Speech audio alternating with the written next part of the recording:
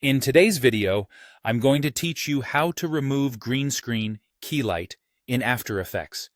By the end, you'll know exactly how to set up your footage, apply the Keylight effect, choose the right green to remove, and refine the matte so your subject looks clean and professional.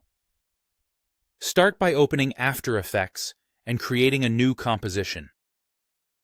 If you already know the resolution and frame rate of your footage, match your composition settings to those for the best results.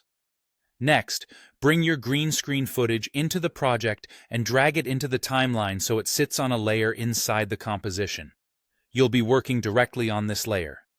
Now it's time to apply Keylight.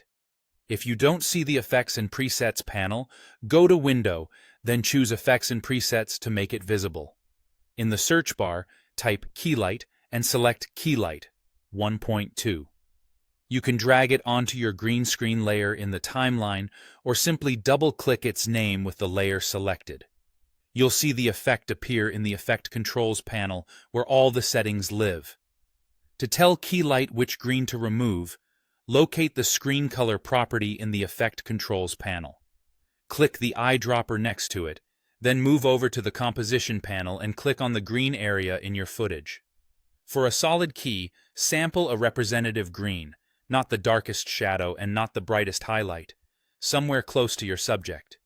If the first pick leaves too much behind or starts eating into the subject, try clicking a slightly different green to refine the selection. To evaluate the quality of your key, change Keylight's view from Final Result to Screen Matte. In this view, white represents what will remain visible.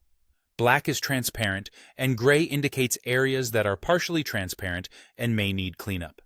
This view makes it much easier to judge edges, hair detail, and any leftover noise. Open the Screen Matte section in Keylight to clean things up. Use Clip Black to push the background toward full transparency. Increase it gradually until the background becomes solid black without nibbling into fine details. Then use Clip White to strengthen your subject. Raise it just enough so the subject turns solid white while preserving edges and texture. Make small adjustments, toggling between Screen Matte and Final Result to confirm you're getting a clean edge without harsh cutouts. When the background reads as pure black, the subject as solid white, and gray is minimized, you're done. That's the core of removing a green screen with Keylight in After Effects.